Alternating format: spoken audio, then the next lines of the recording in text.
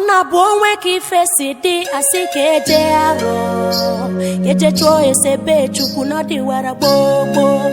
igbu mmadụ bụ nnukwu arụ maọbụ nke egburu n'afọ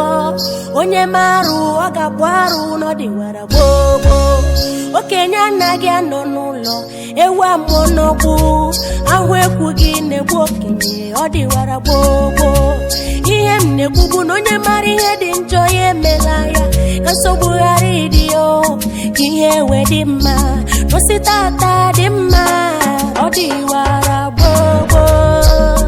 Igbo ọ dị wara gbogbo osi tata dị mma ọ dị wara gbogbo Igbo ọ dị wara gbogbo ala Igbo ga-adị mma maka na ọ dị wara gbogbo Igbo dị wara gbogbo anyanwụ ala mmiri ikuku ha niile dị wara gbogbo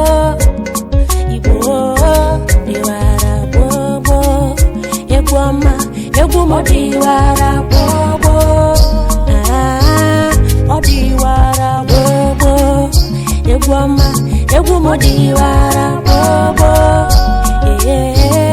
ọ dị wara gbogbo a na-agba ya agba gbawa ya ọ dị wara gbogbo egwu ọma egwu ọma